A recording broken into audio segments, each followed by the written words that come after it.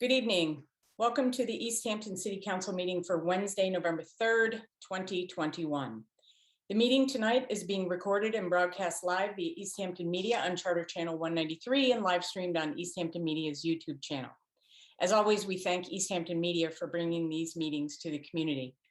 All councilors and participants in this meeting are gathered remotely under an executive order by Governor Baker, which was extended to April 2022, allowing us to do so.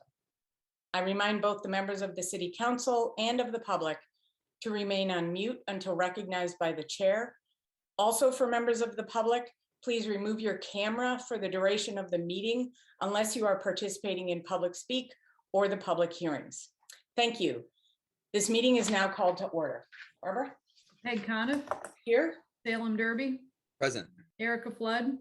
Here. Omar Gomez. Here. JP Kaczynski. Here. Tom Peak. Yep. Dan Rist. Here. Lindsay Rothschild. Owen Zaret. Okay, so right now we have 6, but I would imagine that Tom Peak will be joining. He's joining right now. Okay. Okay. We'll now stand for the Pledge of Allegiance. I pledge allegiance to the flag of the United States to the of United America States of America and and to to the the republic for which it stands, one nation, under God, indivisible, indivisible, with liberty and justice. justice for all.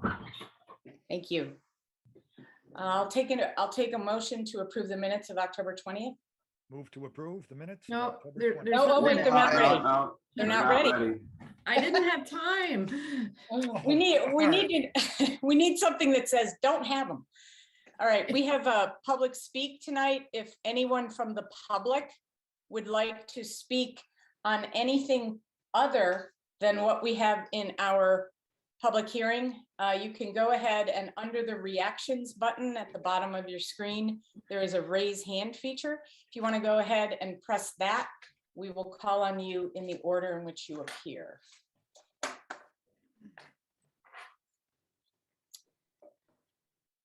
Okay, seeing none, we will move on. It's a little early to start the public hearings, so we will go right into communication from elected boards and if elected officials. Boards are not elected, boards and committees. Anyone have anything they'd like to speak to? Omar Gomez.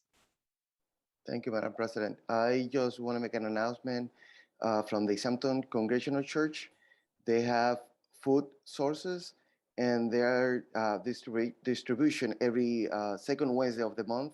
So if anyone need food, especially in this time that is kind of tough for a lot of families, and they have meat, pasta, they have different kind of food. So you can call to this number, 413-527-4790, and they will arrange an appointment with you and you can go to the church or they can deliver the food to you too. Thank you. Thank you.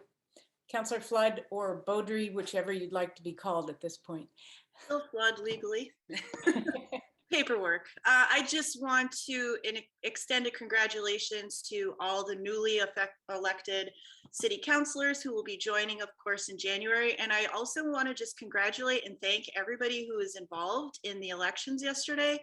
It was incredibly smooth, very well run at the high school.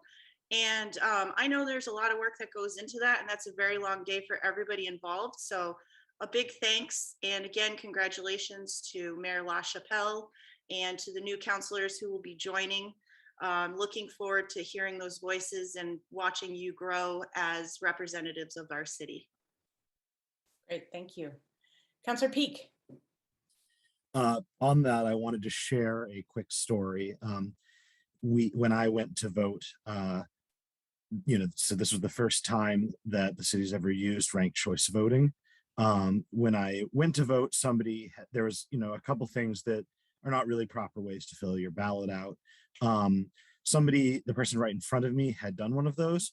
They put the ballot in, it caught the issue, and the person who was working with that machine looked it over perfectly, just explained what was wrong, and gave the person the option to either just put it in as is or to go and do it differently. and they did just an incredible job explaining the whole thing. The person really understood what was going on, and just I really wanted to give a shout out to Barb and to Dan Gilbert and the whole team there for just setting that up in a way that I think was really well run, and it was really exciting experiencing it as a user. So thanks everybody. Great. Yeah, it was pretty exciting, actually. Counselor Kwasinski. I also would like to extend congratulations. Thank you, Erica Ann, for bringing this up to everyone who was involved in the election. But I also wanted to add to what you had said. It's not only the people who will be joining us, but the people who participated, because participation is what this is all about. There were lots of folks who would think of themselves as not being successful. I call it success. I think anytime you go out before the public and make statements and do your very best to bring about a public dialogue, I think you and your supporters are doing wonderfully. I like to think of it as congratulations to everyone. So I'd like to add to Councillor Flood's comments. Thank you. Thank you. Anyone else on the council? Councillor Rist? I would be remiss if I didn't say something, and I'm going to say it probably 3 more times. I want to thank Councillor Flood and Councillor Coniff for their exceptional work, their fairness, and their diligence the last 2 years. It's unfortunate we couldn't meet in public. I know Erica never did get to do that, but that's the way it goes when a pandemic hits us. But thank you both, and I'm going to thank you 3 more times. Thank you. All right, sounds good. I'll take it. I just wanted to make an announcement. As you guys know, I work at the vaccine clinics in Northampton. Northampton will be having a pediatric vaccine clinic on Sunday, now that the 5 to 11 age has been approved for vaccines. So that's going to happen on Sunday at the Elks Club in Northampton from, I believe it's 10 to 4. You do need to pre-register, and at least as of starting this meeting, I don't think the link was ready yet, but I'll put it on my counselor page when that is ready, if anyone wants to register their child between 5 and 11 for that pediatric clinic on Sunday.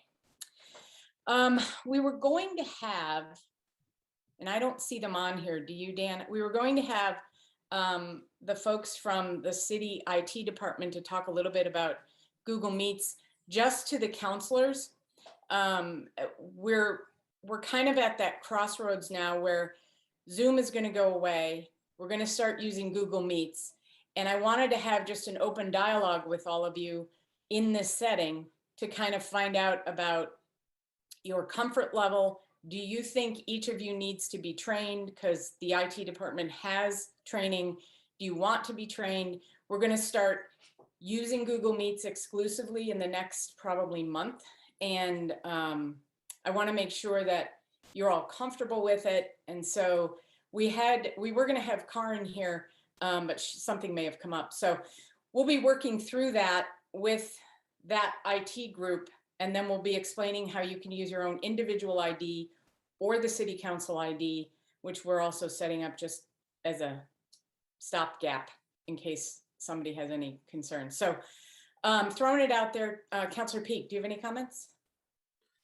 I've used Google Meets and I feel pretty comfortable with it, but it might not hurt just because it is a slightly different interface to set up just like maybe like a half an hour training for folks who could benefit from that either right before a meeting or the day before a meeting or something.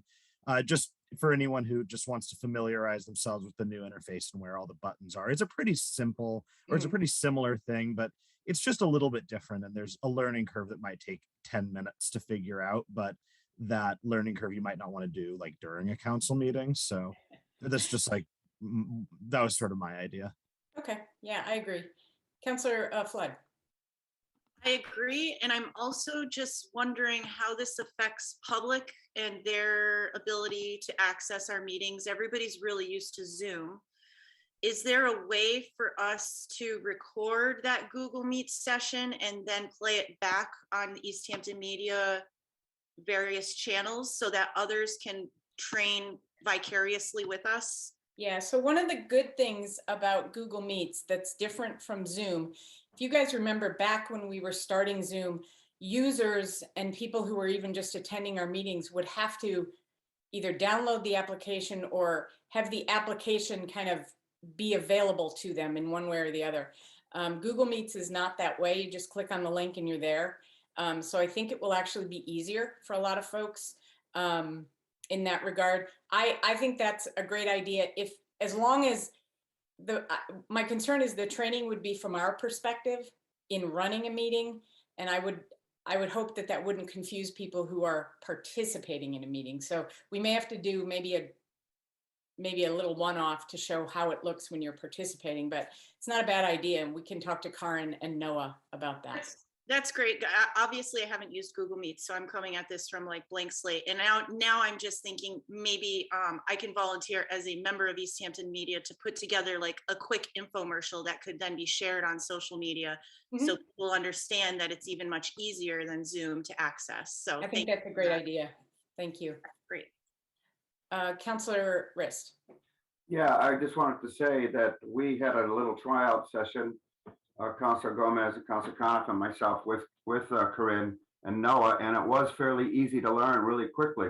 I think if any of us want to meet with them, they'll give you 10 minutes of their time, and you can have a Google Meet session where they are online with you, and you'll learn it. It's not hard. There's a couple of different things about it, but I think it is actually easier, and my best advantage is I think it's more secure. There are some things we need to work out, like the chat room, which we're trying to disable. We don't want that, and things like that. So I'm going to suggest, President Coniff, that we hold off on adopting Google Meets and have this, find out if Corinne and Noah can come to the next meeting and give us another rundown. In the meantime, counselors, why don't you get in touch with them, try a Google Meets with them individually, so that when we discuss it next meeting, you can tell us how you feel. I would really recommend it. I think they can give you 10 minutes of their time to show you a little bit about it. Although if you go online and just do it in your own account, it's not hard. So Right, and anyway. And the advantage to using Google Meets, which I think once we get the security figured out where everyone's account has the same settings for security, so everybody should disable chat and all of that. By having multiple accounts, we won't run into what we've run into over the last 2 years, which is conflicting meetings happening at the same time. Because we all have our own Google Meets account, we could conceivably set up meetings that run concurrently with different IDs. So that is a positive, and we'll explore that as well. Councillor Kwasinski. It's great to hear the positive there. I just am throwing it out that I have never done Google Meet, so it's another challenge. It'll be fun, and I look forward to it. So I appreciate, Madam President, your organizing this. And I do hope that all members of the public can get a training session of some sort. That is so important to be sure that everyone has as much access as possible. So thank you. Thank you. I mean, and realistically, let's hope that this isn't for many more months, that it's, that we'll all be able to be back in city council together at some point. But for now, I think we have to assume that it's going to go at least through 1 or 2, possibly 3 months into the new year. But Mayor, I saw that your hand was up. Did you have a comment? Nope. Nope. Okay. Sorry. No worries. Councillor Flood, did you have another question? Just one more. Sorry, I'm that kid in class. But speaking of, so with the separate accounts then, are we possibly moving in the direction of committee chairs then having accounts? So, okay, great. Fantastic. That's all. Yeah, and I believe those have already been set up. The council is not going to take ownership of training all the committees. That's going to probably be handled by Noah and Karen and the city, but that's happening now. And I believe that Karen has set up each committee chair as an email. And so I think that's moving forward. Councillor Rist? Yeah, I wanted to say, if any of you want to try it, all of your email, when you go down your email, there's a big cube box of little dots over on the right-hand side, and Google Meets is right there. If you click on it, you might be able to just look at it and set up, like JP, if you wanted to look at it, that's the way to do it. And I think they're trying to figure out all of the little things that we were concerned about. So it's probably good that we're not starting right away. We might as well let them maybe get in touch with President Coniff about where they're at with all that. Yeah, and my perspective is that I want all of the accounts that are going to be used to have the identical security so that the public has the same experience, whether Counselor Kwasinski sets up the meeting on his ID or Counselor Peak sets it up on his ID. It's going to look the same to everybody, and there won't be a chat function working in one and a chat function not working in another. But my most worrisome concern is that it does not automatically start recording. You have to tell it to record. And that is going to be the thing that will be the most challenging. And so that's my biggest fear right now, is that we'll forget to start that. But we did talk about changing our agendas so that the first thing on the agenda is start the recording. So that may have to happen. And so we talked about that. So anyway, that's kind of a quick and dirty on Google Meets. I just wanted to, oh, I'm sorry, Counselor Derby, go ahead. Well, you just said that, and I'm wondering if we're recording. Oh, good point. See? Didn't record it. Oh my God, it's my fault. Recording in progress. But the beauty of this is it's live, so Easthampton Media is recording it whether I do or not. Well, That's good. Thanks, Sam. My question. See, it's What's just it on the it agenda? working. Why say that again, Counselor? What's it on the agenda? Exactly. I think I failed the president. I apologize. To remind her to start it. That's all right. It's fine. It's fine. We do have a backup with Easthampton Media for this meeting, so we're fine. Okay, so that's that. I just wanted to kind of get that out there to everyone. All So, right, Madam President, I'll make a motion to open the public hearings. Second. motion and a second to open the public hearings. Any discussion? Barbara? Peg Coniff, Yes. Salem Derby, Aye. Erica Flood, Aye. Omar Gomez, Aye. JP Kaczynski, Aye. Tom Peak. Aye. Dan Rist. Aye. Okay, public hearings are now open. Counselor Rist. First item on the public hearings is the tax classification. The assessor has requested that we continue this public hearing to the next meeting, which I'm going to make a motion to do, because he wants to give us a lot of the values they're working on. Although that's not something we deal with, we deal with the classification. He requested that. He wanted to have a good session with us. So at the finance, we decided to wait on that. So we will be discussing the tax classification at the finance meeting next week. And unless anybody has something to say about tax classification now, I will continue that in a motion. Second. Well, I didn't do it yet. I just want to make sure there's no one from the public who wanted to say something about it, because they came. So next time we'll have that. So I'll make a motion to continue the public hearing on tax classifications in the November 17th meeting. Second. Motion second to continue the public hearing for tax classification. Any further discussion? Barbara? Salem Derby, Aye. Erica Flood, Aye. Omar Gomez, Aye. JP Kaczynski, Aye. Tom Peak. Aye. Dan Rist, Aye. Peg Coniff. Aye. All right, the next interdepartmental transfer deals with trying to firm up the budget of the building department. It is, I believe, and correct me if I'm wrong, Jen or the mayor, Jen Galan, our treasurer, is here. This was to deal with the shortfall in the building commissioner position or one of the salaries lines. Can you, I don't have my notes in front of me. Can you update us on that? I'm pretty sure that's all it is. Jen, maybe? I can, but I know that Hadel had prepared the documentation, so she might be able to speak better to it. Okay. Hadel. Hi.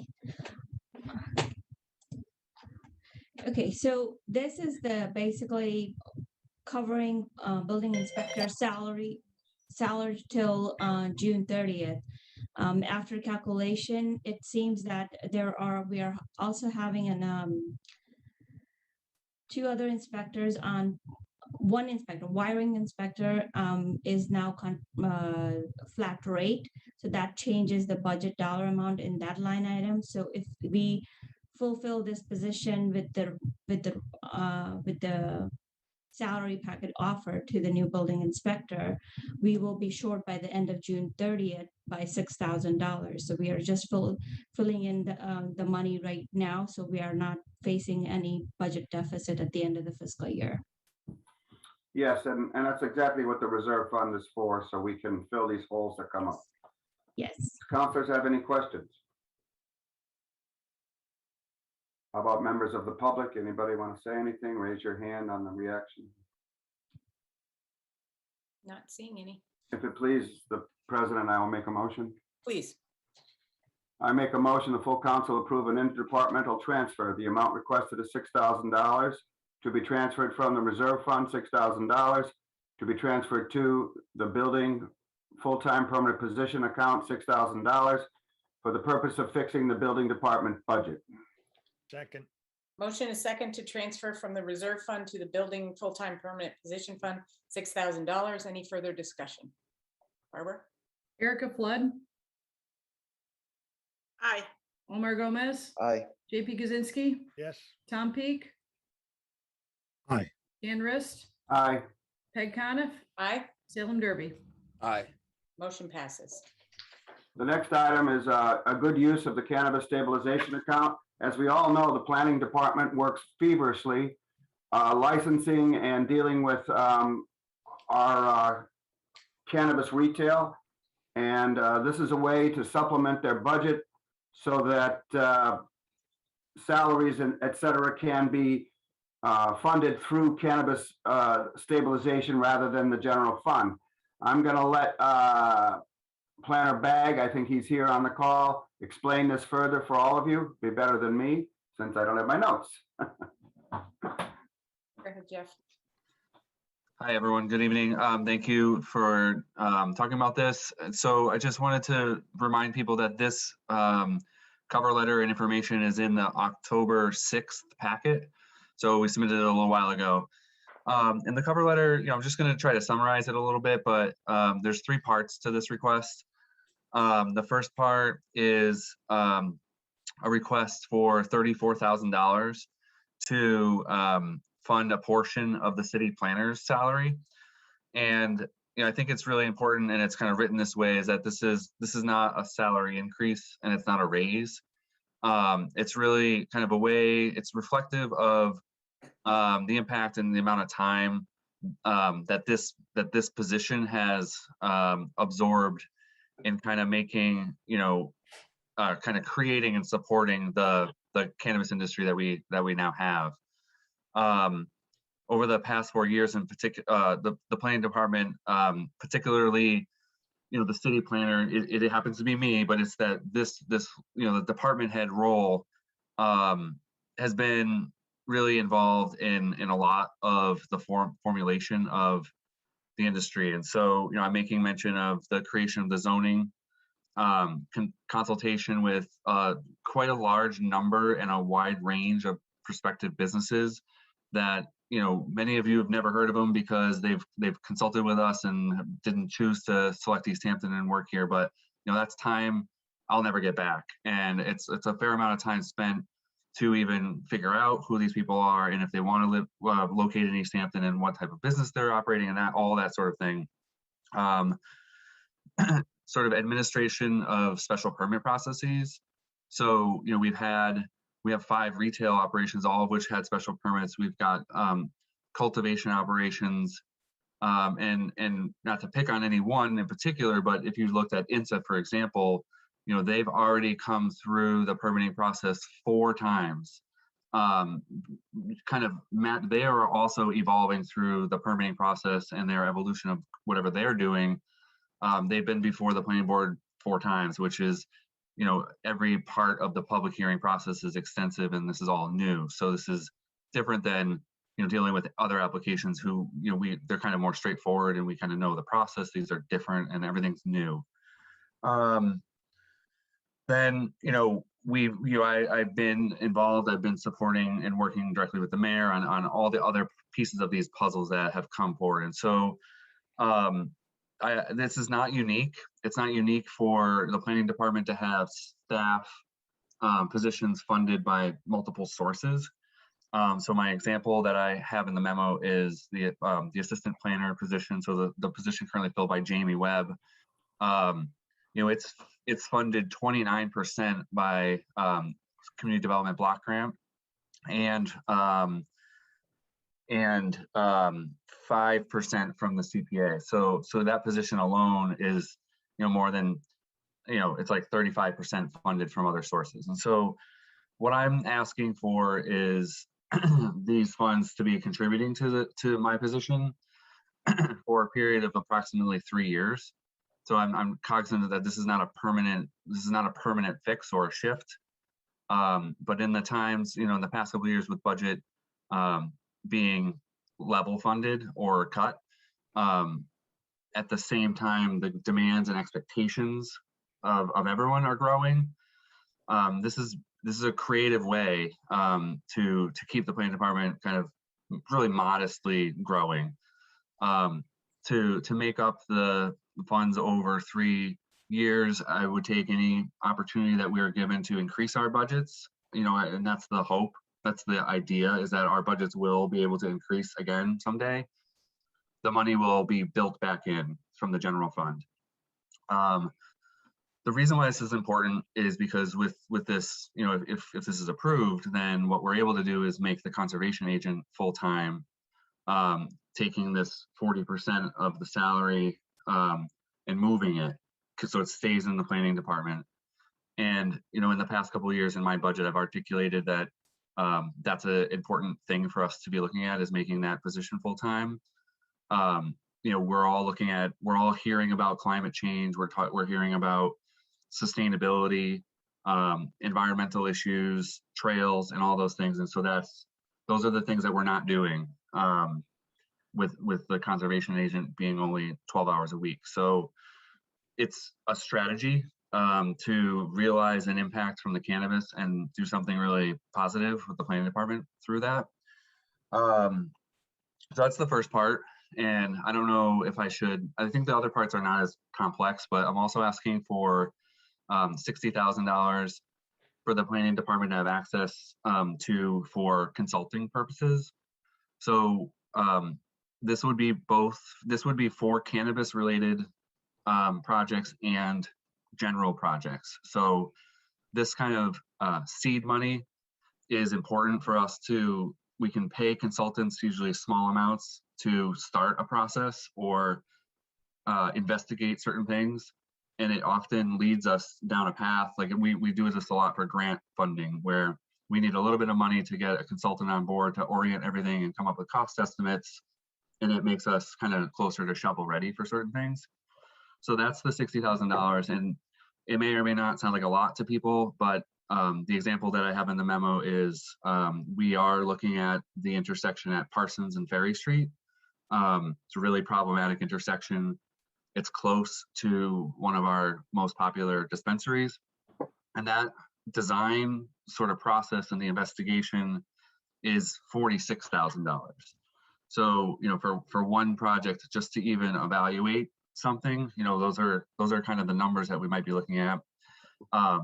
There's quite a few projects that we want to initiate with that cannabis money. So we've now been in the industry we had this industry for 3 years, looking at pedestrian safety in and around the dispensaries, looking at traffic or other, we want to take some time to look at what's happening around these dispensaries. And this money would allow, the planning department to get scopes of services and engage with, various consultants to do that work. And for non-cannabis, related activities, the example I would just throw out there is where we are trying to advance some pedestrian safety improvements for the new school. And so, for example, my department has been funding these smaller feasibility studies. So often that's the first step to looking at, like, can we widen the side, can we fix the sidewalks on Park Street? And that takes money to hire a consultant to even understand if there's a project there and if we're prepared to apply for a grant. So that's the nature of that request. And then the last is a $3,000 request to cover the entire city's participation in the Pioneer Valley Planning Commission. So this is just a citywide, it's a required fee for the city that we're proposing to use this funds for. So I'm happy to take questions and go from there. Councilor Just Derby. wanted everybody to understand also that the reason he mentioned 3 years is the impact funds we get from cannabis retail have a 5-year limit. So after 5 years, they no longer come from that particular retailer. I assume that it depends on when the retailer started giving them. So there may be some coming in as different retailers come in, but that's why Jeff mentioned 3 years. Councilor Derby. Thank you, Madam President. I just want to say that I am fully in support of all of these. I can attest to the fact that the planning department is put under a lot of pressure with the, between medical, between recreational, and now with delivery coming online. I think this is I think it's honestly a really creative way to be able to, expand the department in a way that it needs to be expanded. And then as far as the other monies, I think these are really important pieces to the puzzle that Jeff is putting together, which, as we've seen it come together so far with the open space and recreation plan and all of these other things kind of coming into focus, it's really one of the things that makes Easthampton such a great place. And supporting our planning department in that way is just going to continue that progress forward. I know that Jeff's working on, along with Safe Routes to School, a potential corridor from, the farthest parts of Easthampton to the new school to downtown. And I think that's an important thing that could potentially be impacted by this. So I'm in full support of it. Thank you. Councilor Kuzinski.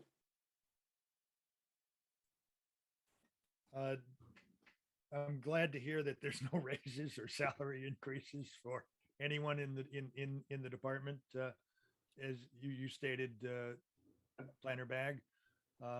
You can nod your head if that's what I heard correctly. That's correct. Good, Yep. thank you. And I certainly agree with Councilor Derby that, doing all the work that you do, and I appreciate your mentioning that there are lots of folks who asked about things. There are lots of folks who ask about things for the planner. And as Easthampton is growing, especially with cannabis, there have been lots of questions, and you've been there. I haven't heard any complaints about folks saying that you weren't there to try to answer those questions for them, particularly when it came to the development of a new industry, cannabis coming to town, new regulations, everything's new. What are we going to do? How are we going to do it? Where can it go? So I can appreciate the use of this money, and I agree with Councilor Derby and with you, Planner Bag, that using the funds for the personnel that you've mentioned, the Concom, yes, we need an addition to the Concom. That has been long in the wait on the sidelines. And appreciate you're talking about sidewalks and maybe doing certain expansions like on Park Street. But can I throw something on the table? When it comes to sidewalks, has anyone here taken the time to walk on Northampton Street? Anyone who would go to the cannabis sites on Northampton Street, if they were to use the sidewalks, would find this utterly deplorable. They shrink down to about, in some sections, 1.5 feet or a foot, because a utility pole is right in the way. So a study on what we could do with our sidewalks on Northampton Street, I think, particularly all the way to the traffic light at the intersection of Florence Road from West Street to Florence Road, would really be a useful use of cannabis funds, I think. Thank you, Councilor Kwasinski. Councilor Peak. Thanks. I think this is a good idea. I historically have had a little bit of a concern about funding sort of like ongoing expenditures with cannabis money. But as Jeff Begg pointed out, this isn't really ongoing. It's just for 3 years. And so I think it's fine. I think it's sensible that if we are putting in a lot of expensive work on behalf of our city as a city government into things that are then actually generating city revenue, that some of that city revenue, pay for the department that's doing that work. I think that's really sensible. And so I'm in support of it. I guess my only thing is just, I recently did read that Massachusetts cannabis prices are beginning to fall. And so just as a heads up, as we look at the cannabis revenue as a source of ongoing profit, if prices fall and that doesn't induce additional consumption, this could be a source of revenue that we might see shrinking going into the near future. And I just want to say that as just something that as we budget for the future, we just might want to be cognizant of. But in terms of right now and how we use this money and the things we spend it on, I think this makes a lot of sense. Great. Anyone else? I just wanted to say the 60,000 that is part of this is for professional services. And I think that's excellent because that's kind of a one-time expense per year where Jeff needs the consultations for all of these projects that are going on in the city. And as he mentioned, what was it? The Ferry Street cost $46,000, that our Parsons Street intersection just for consultation. So I think that's that's the best part of this particular request, because they're always going to be there. And they're not necessarily something that, well, we're going to have them in the future, but it's a good way to pay for them now while we have the money.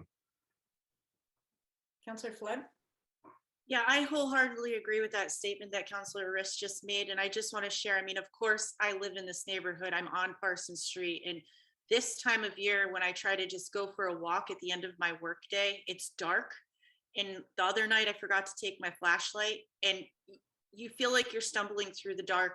The sidewalk is crooked, cars are coming. It's really not only dangerous for pedestrians during the day because of the traffic, but at night when the traffic calms down, there's very little street lights and very uneven sidewalks.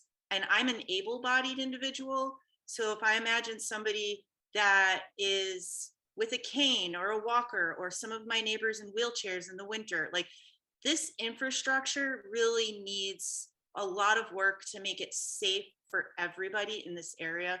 So I want to thank Planner Bag and the planning department for all of their efforts, especially in this area.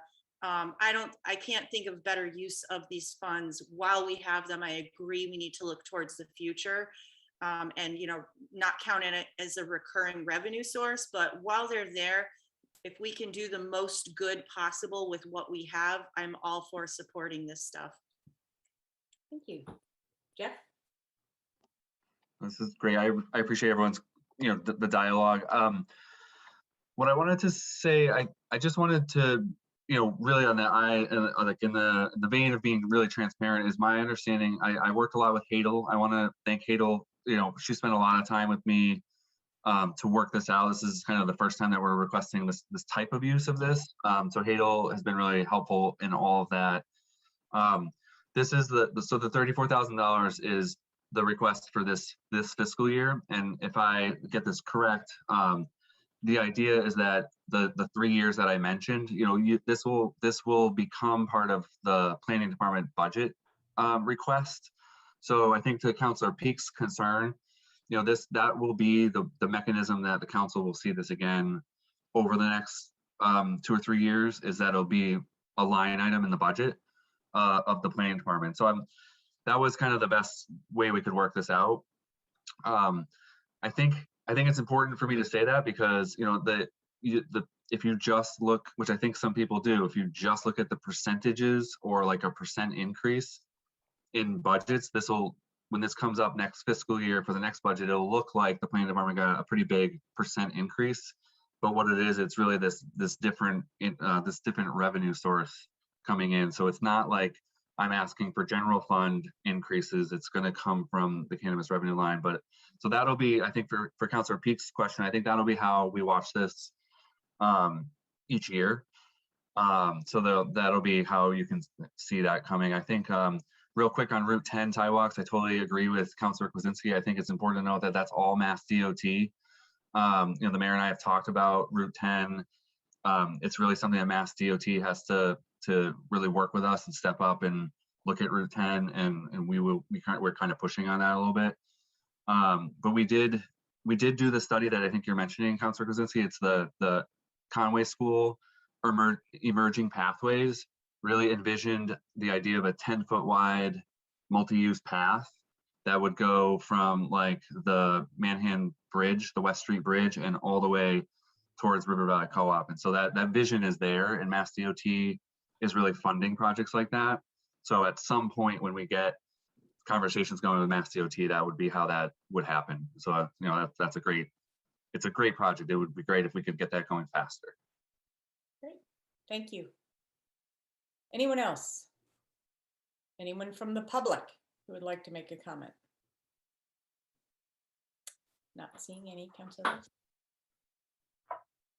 Shall I make a motion, Madam President? I would love it if you would. I would like to make a motion that the full council approve a supplemental appropriation. The amount requested is $97,000 to be transferred from the 87 cannabis stabilization account in the following different ways. A, the planner full-time regular account, $34,000.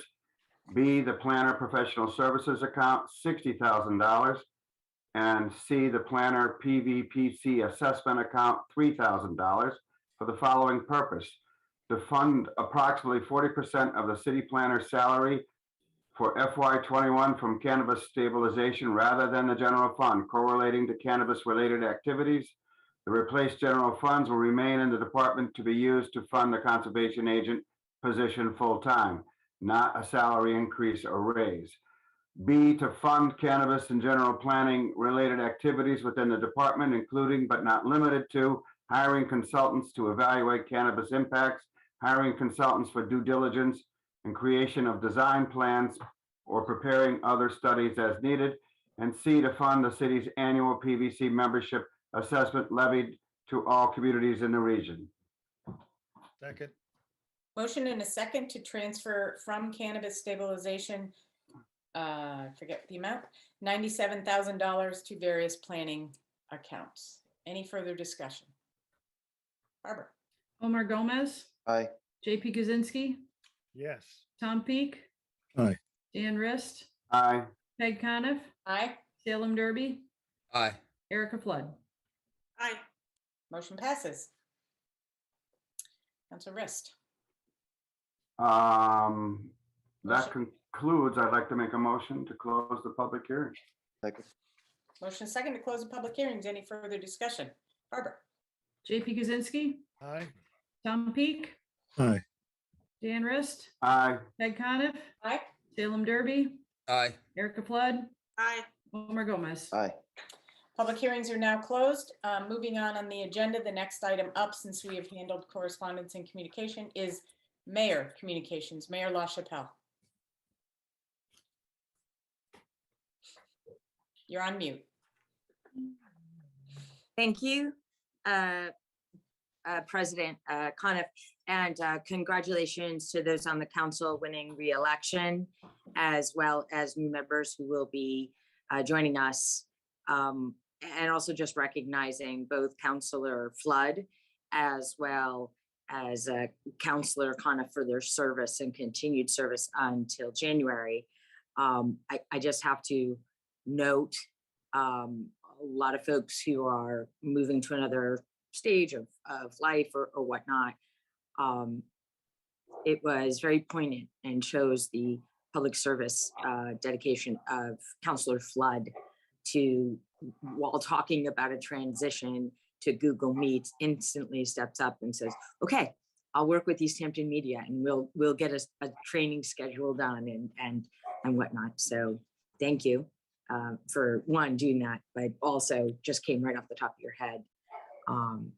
So that I just wanted to say that. I would also just thank the voters of Easthampton for the resounding confidence that you put in the work that I've done in the office as well as with the council.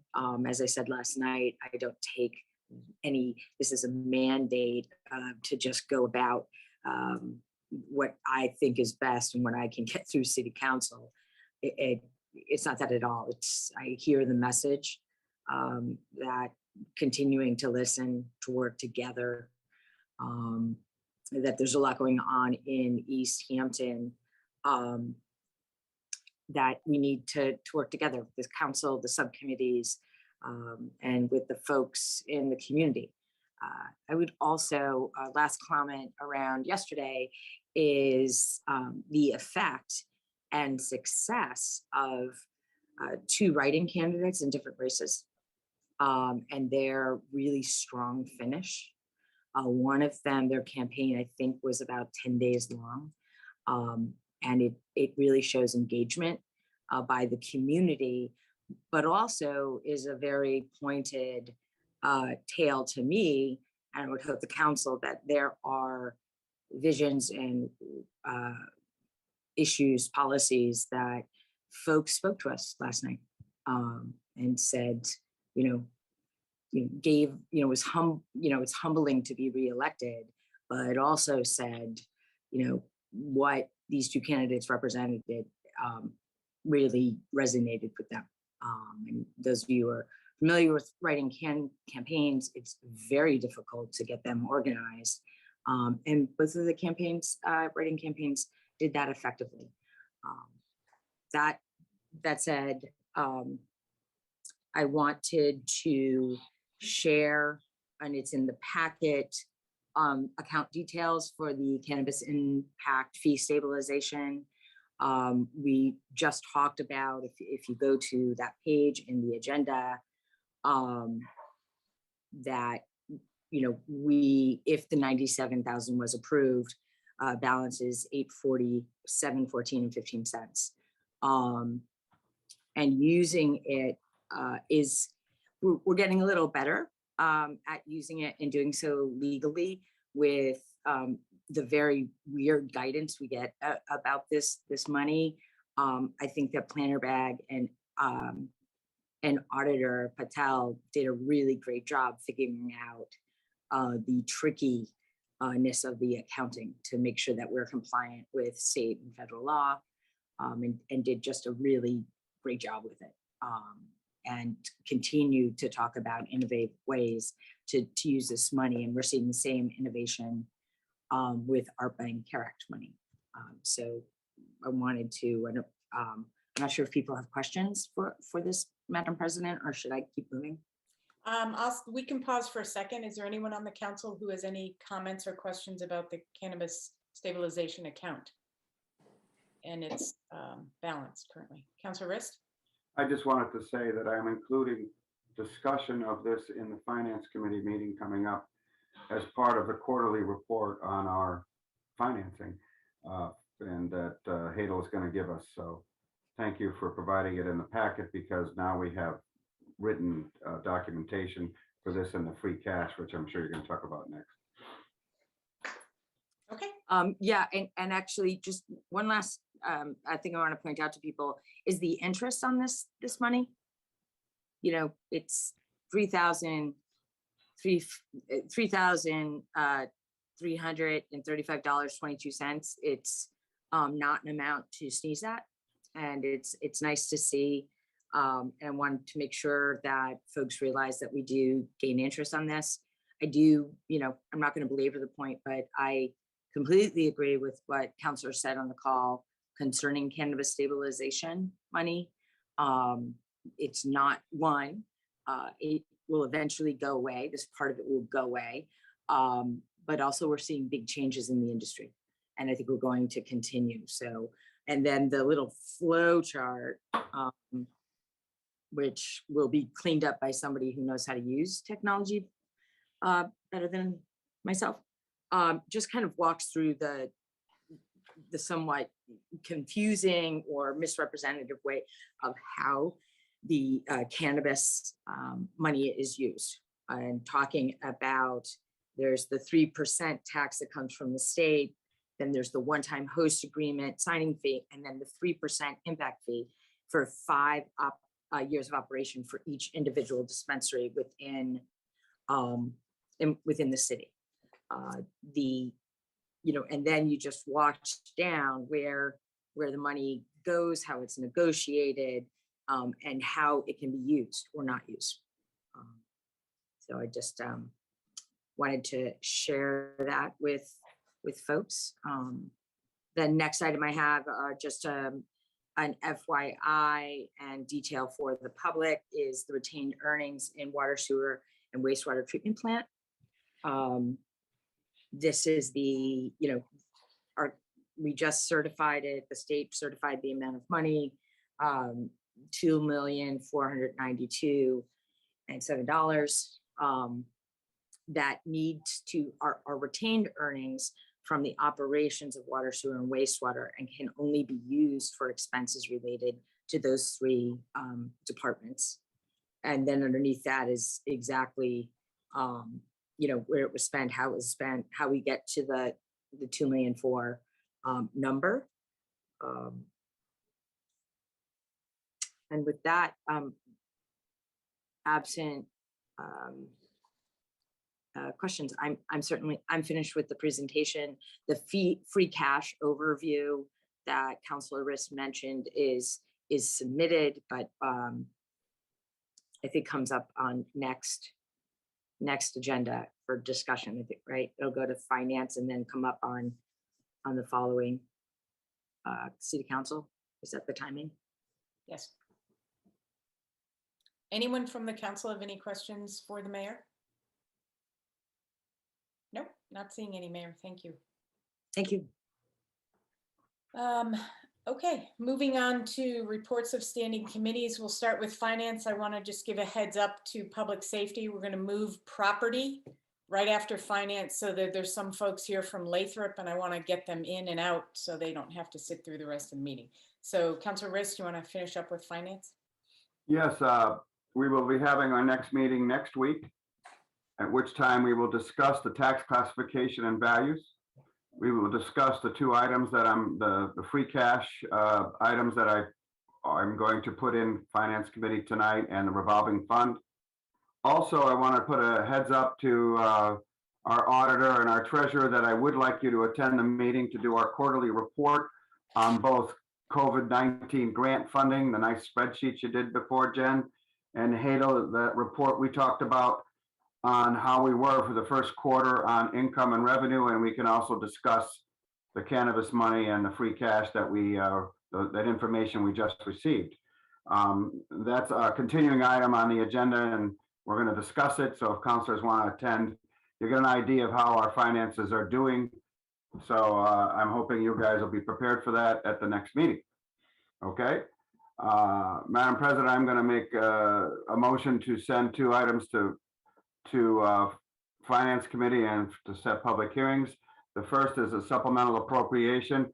The amount requested is $2 million from free cash, $2 million to be sent to number Fund 84 General Stabilization, $1,200,000, to be sent to Fund 85 Capital Stabilization, $500,000, and Fund 88 Tax Rate Stabilization, $300,000, for the following purpose: to fund general stabilization, to provide stability in the current environment, to fund capital stabilization to meet capital needs, and to fund tax rate stabilization to help reduce the impact of debt exclusions on the tax rate.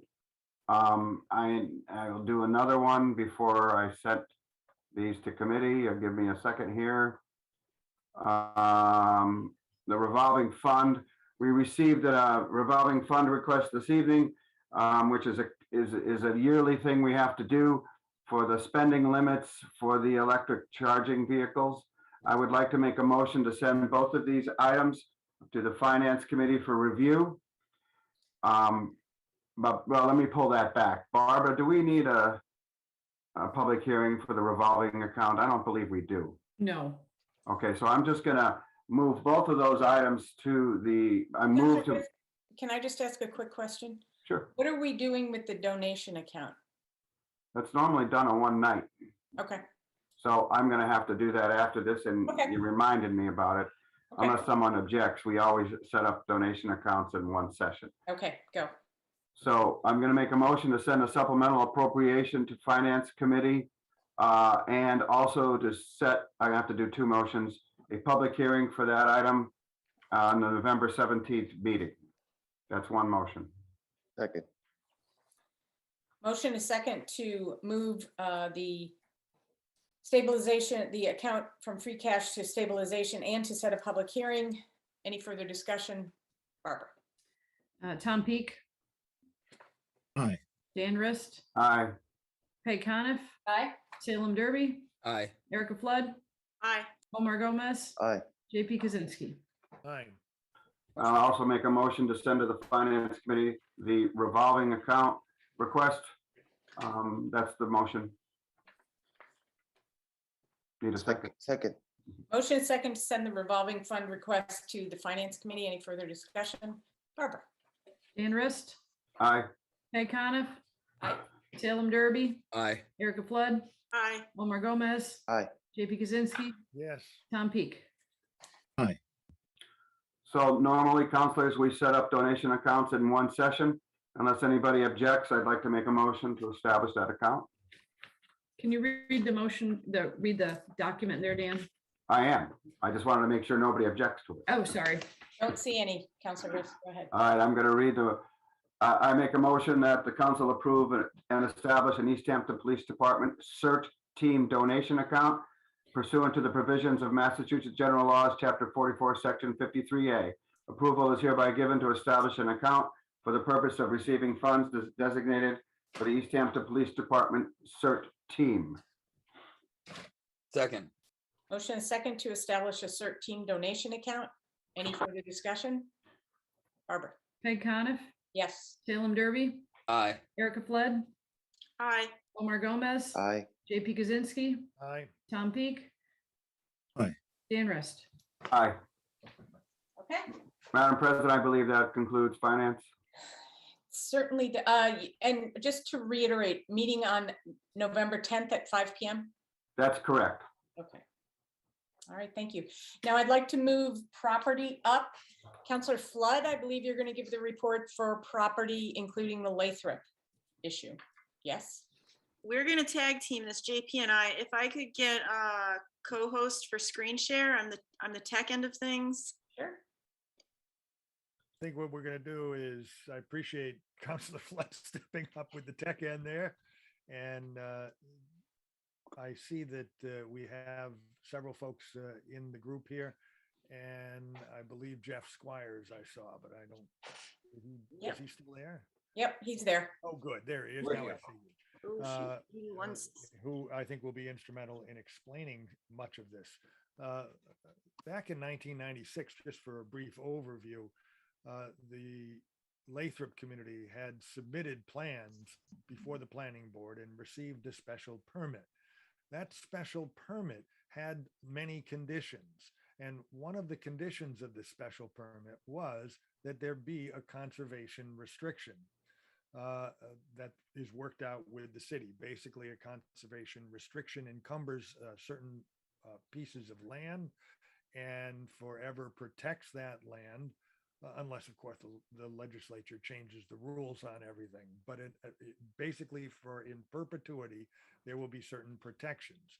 And I think that Mr. Squires, a consultant for Lathrop, can help explain some of this to us. He's a member of Berkshire Design, I believe, group in Northampton. And I think basically the importance here is it's for the council to decide whether or not the conservation restriction as described is in the public interest. And if so, we endorse the conservation restriction and it moves on the process with several other approvals and eventually encumbers the land. So that being said, I'd like to turn this over to Mr. Squires, and if there's no other comments directly at this time from the counselors. No, that's great. And thank you very much for the introduction and yeah, the pretense. So this project, as you noted, dates back a number of years.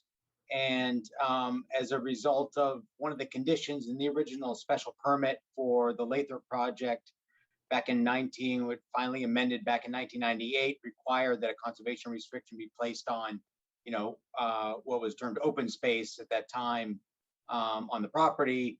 And for several reasons, it's just that process has never come to fruition, and it just in enforcement and a number of reasons. So anyway, this is to finalize the fulfillment of that condition, which required roughly 78 acres of property on the Lathrop parcel to be placed into conservation restriction. An agreement has been reached with Kestrel to hold that CR, and Elizabeth can certainly speak to their Elizabeth Black from Kestrel can certainly speak to their involvement in the conservation restriction. But essentially, this is to preserve 78 acres of property on the existing Lathrop land in perpetuity for habitat purposes, for trail systems, and generally to comply with the condition of their 98 permit. And as I understand it, this is the final step in approvals from the city standpoint. We've received approvals and/or endorsements from the planning board, from the Conservation Commission, and from the I guess Properties Committee earlier this week. So my understanding, this is sort of the final step so that we can move forward and record all of this in perpetuity. So happy to answer any questions. I'm gonna ask Councilor Flood, could you scroll to the page before this one that you have on the screen? Yeah, I was looking for that I one. think it better articulates the two chunks of property. So there's that triangle in the very middle, and then I think that thing on the top is the other portion. And maybe, I don't know if Elizabeth's going to speak to that, but I think that better articulates what we're talking about here. There was a really nice map with a green overlay. I don't know if that's It wasn't in the packet. Oh, I was scrolling for that. I wonder if anybody has that available, because I think that was the best. Either Planner Bag or Jeff Squire, do you have that green overlay map? I do, and I'm happy to share it if somebody can give me screen sharing. Yeah, President Coniff, do you think that would be more appropriate? Yeah. Well, let me find you, Jeff. There you are. Okay. Okay. Thank you, Jeff.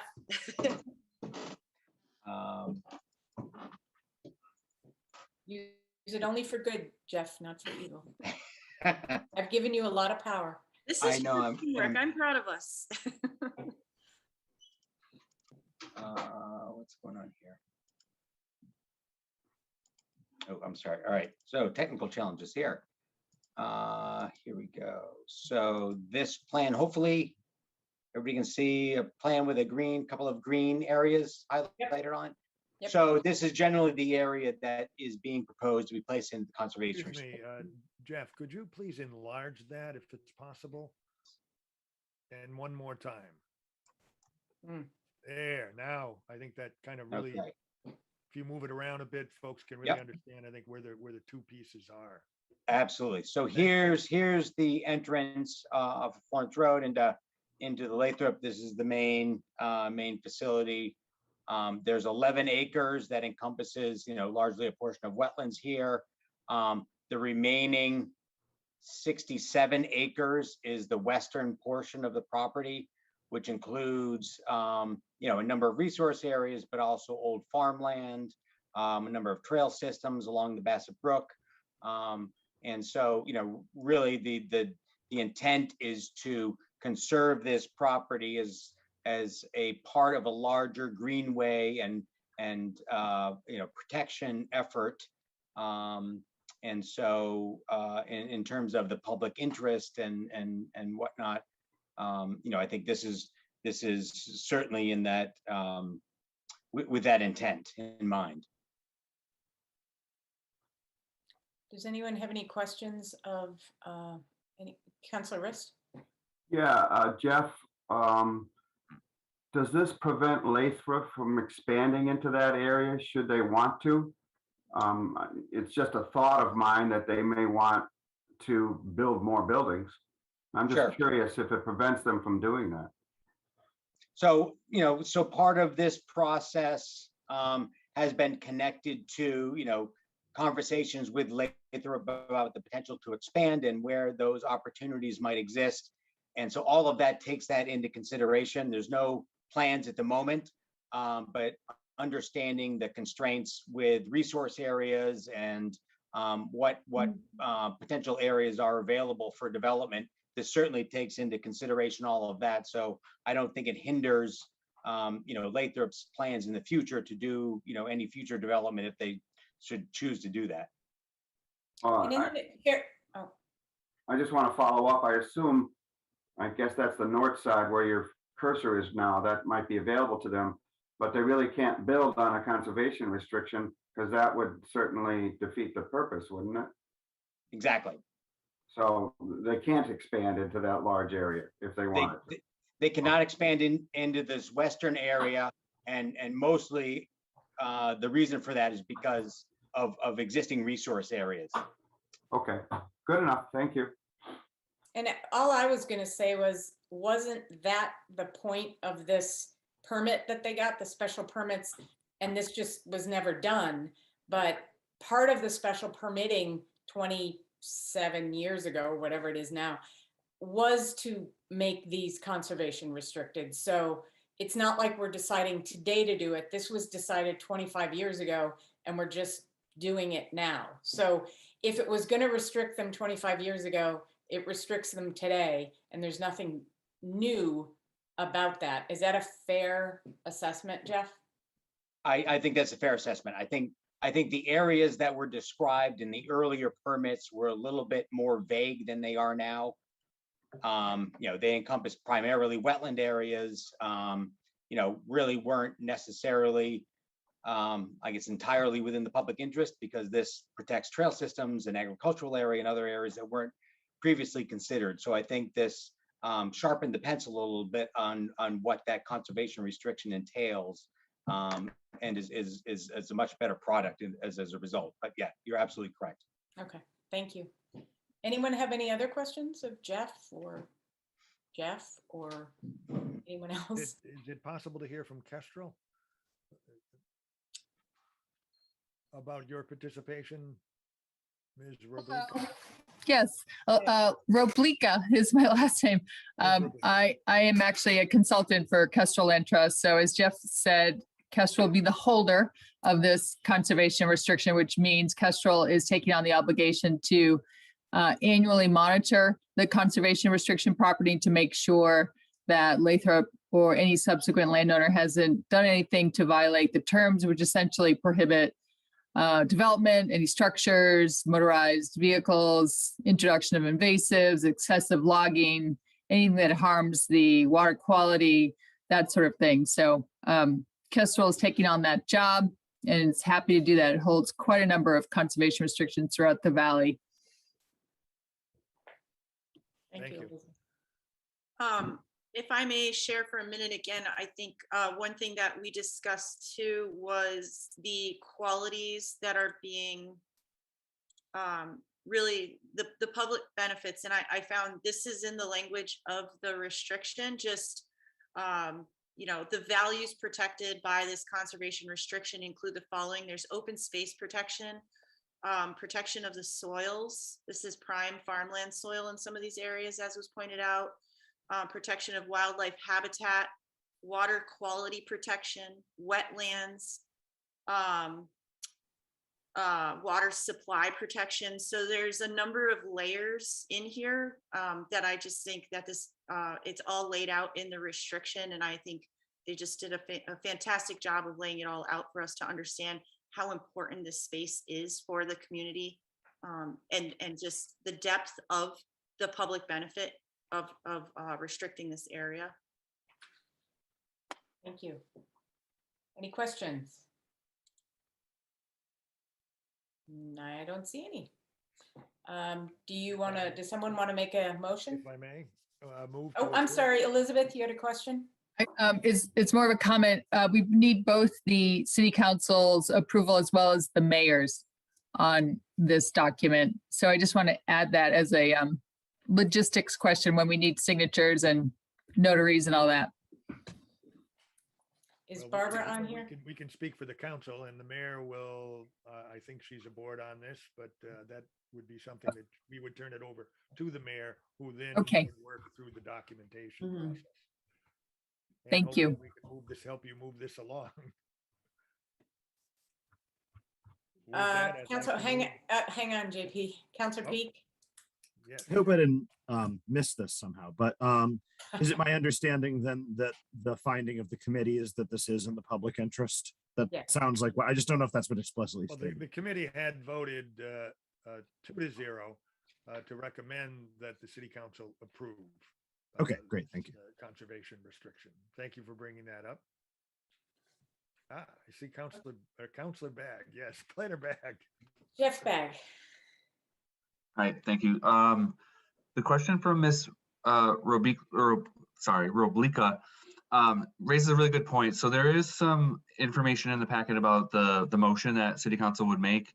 It might be overkill, but it might be belts and suspenders to have the council take that, make that motion as it was kind of included in the packet, and also make a separate motion to authorize the mayor to also execute this CR at the same time. Just, going through the motions, like for the next item, city council often has to authorize the mayor to execute some of these things too. So it might be just super clear if the council takes that extra step.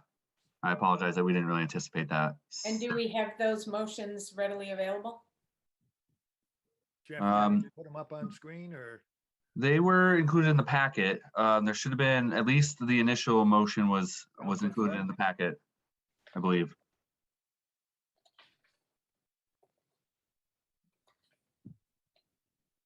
Councilor Flood, is it possible to put them I'm up on? looking, just one moment. Sure, good.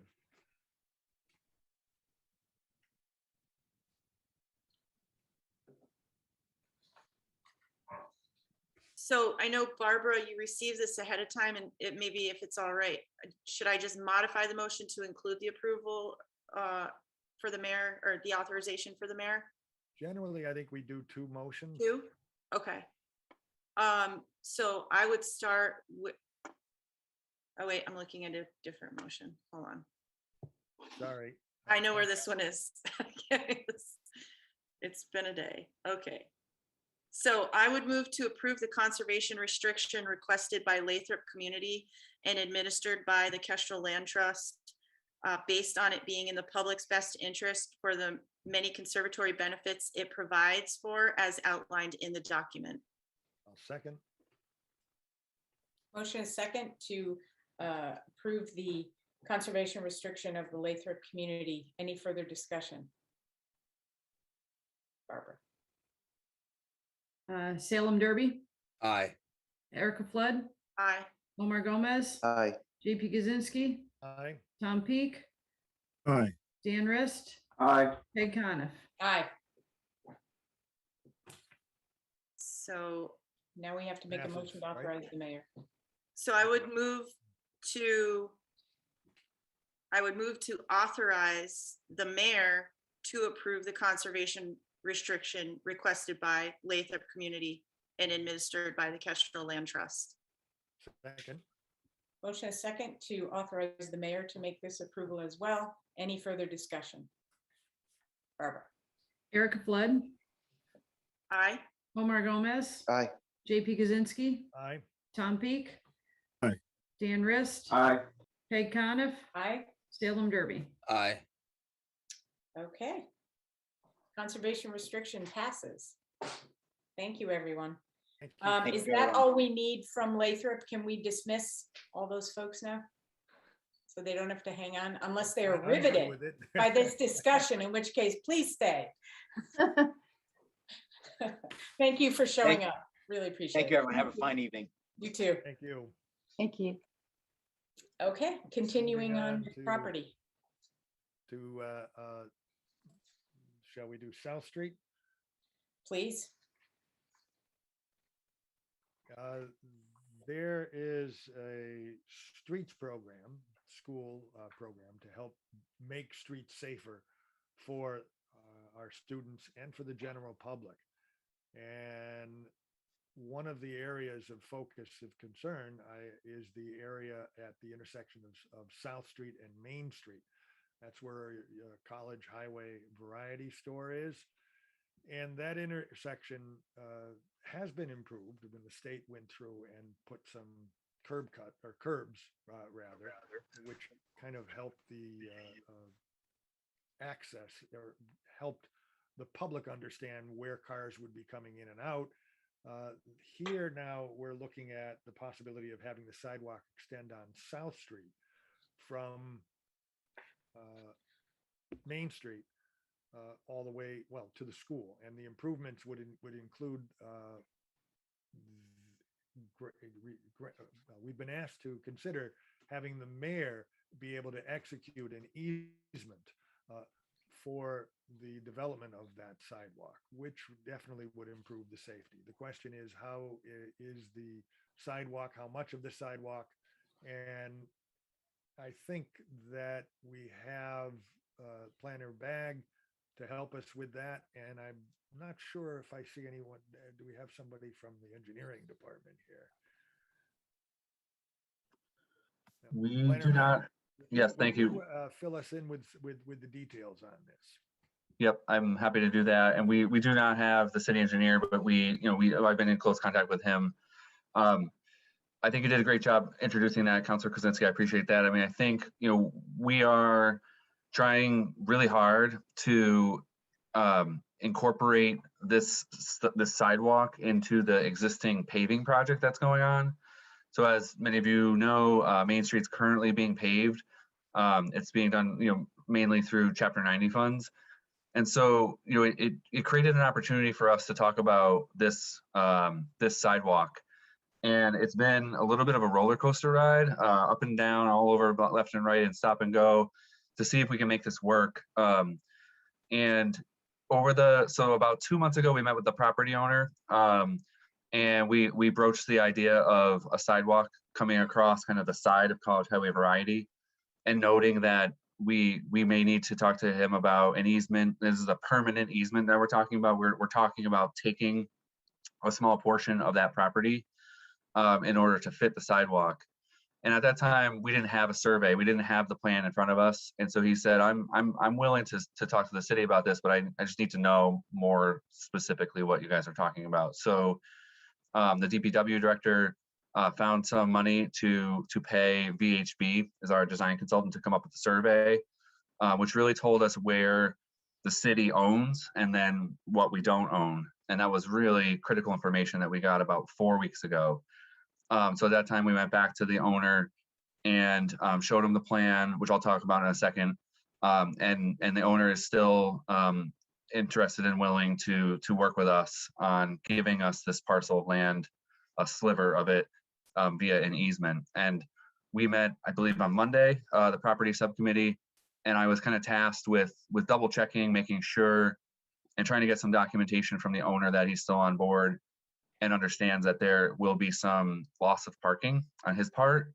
And I have an email from him from this afternoon where I transmitted the plan. I'll show a photograph of a rendering kind of showing what we think this is going to look like, and acknowledging that he will lose, especially along the side of the building, 2 or 3 parking spaces.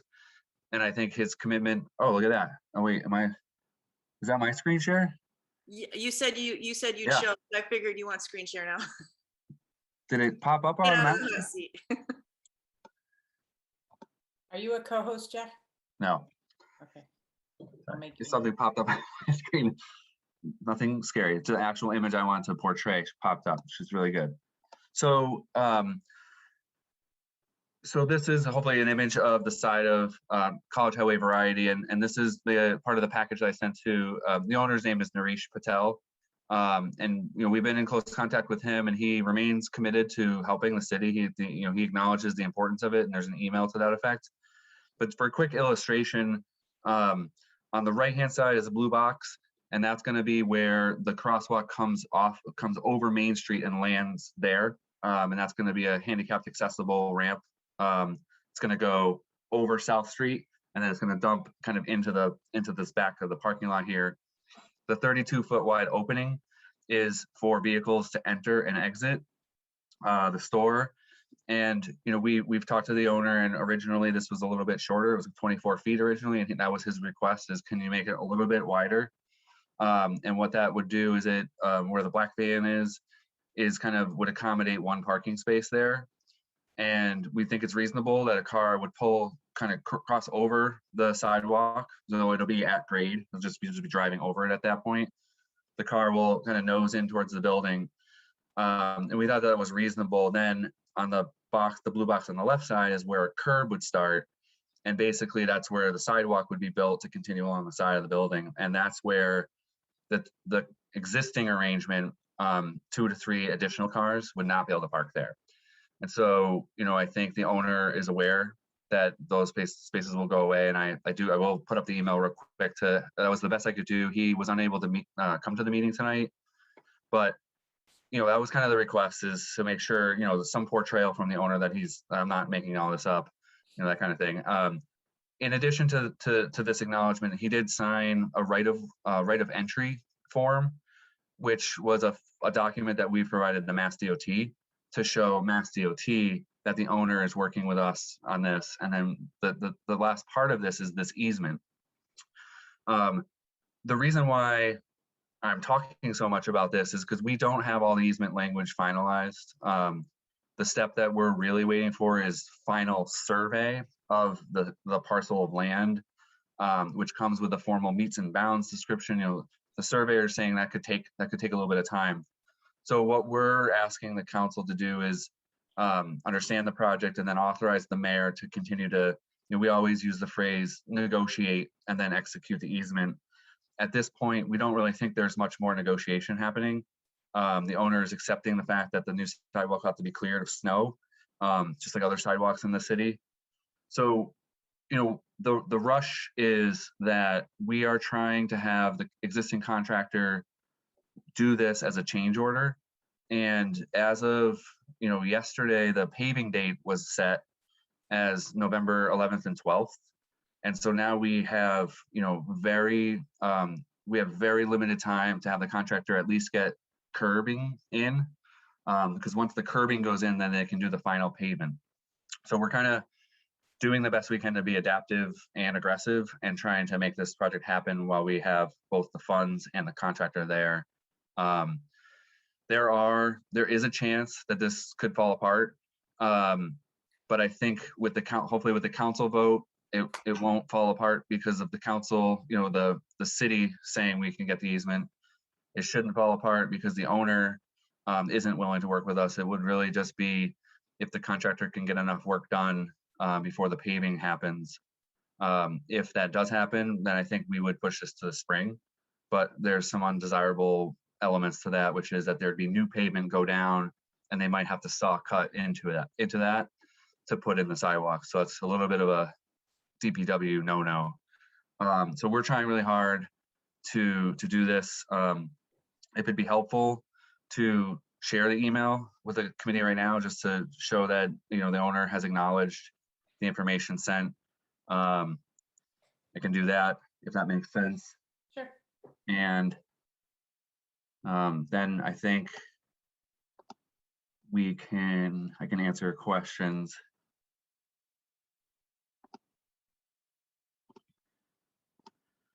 So I know it's a little bit informal, but I really was trying to make a concerted effort. I spoke with him twice today, and then so the email. What I thought was important is I wrote the email today after talking with him. This is at 4:15. There's attachments, so it showed the image that we were just looking at. It shows the plan, the construction plan. It also has the draft easement, which acknowledges the snow removal, and he's seen that for about a week, so he was aware of that. The owner is willing to donate the parcel of land to us at no cost. So that means that we don't need to do an appraisal, and we don't need to have funds to make this happen. And I think that's a very generous thing for the owner to be doing. It acknowledges a 32-foot wide curb cut. eliminate 2 to 3 parking spaces alongside the building, and it may obstruct a portion of the front area near the existing fire hydrant. That he signed the right of entry form, and that he will execute the easement once the final survey plan is. So at 5:38, he wrote that he is the person writing the email, and he understands that it's really important to the town and neighborhood people, so approving to donate the portion of 334 Main Street.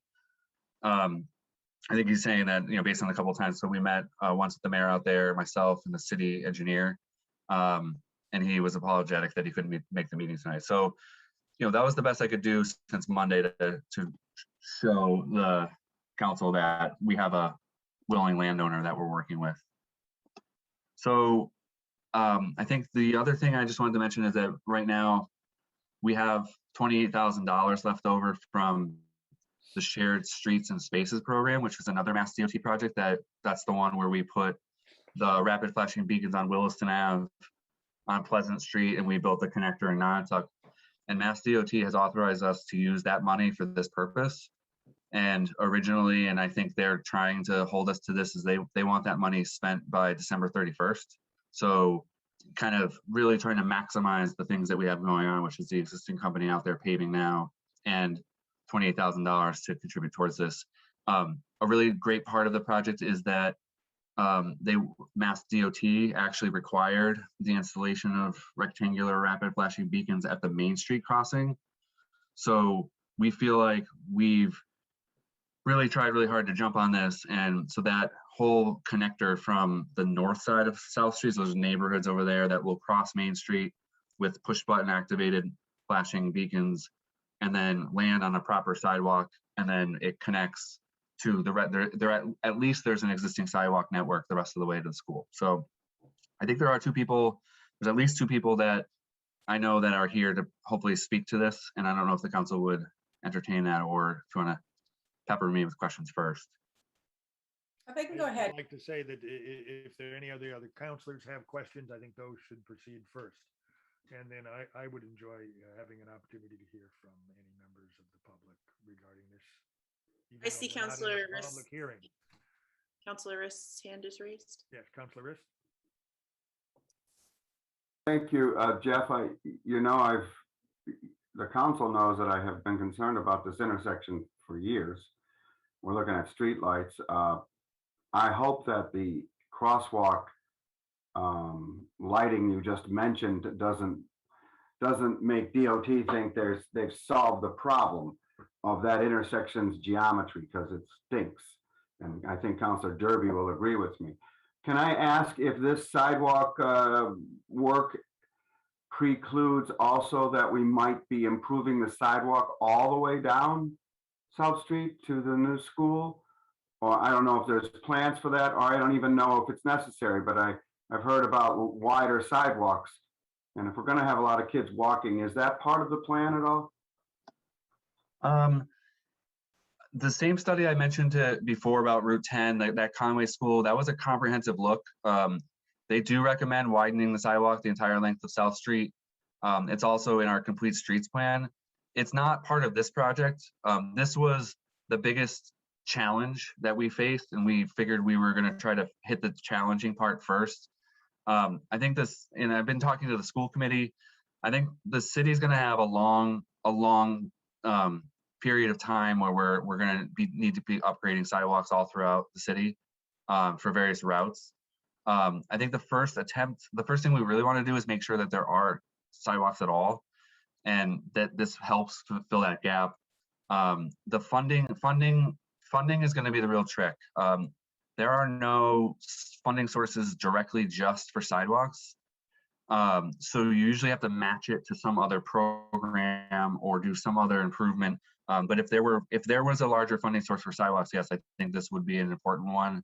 So it's on the list. I think the short answer is on the list. I think the other thing about the whole intersection, I just wanted to add this if I could. We talked about that a lot.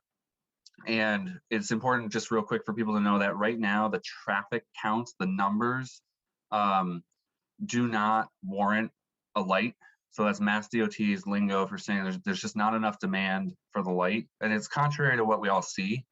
But for Mass DOT purposes, there have been accidents, but they're, the nature of the accidents are not significant enough. So unfortunately, there's like 5 items that would let us get a signal there, and we have none.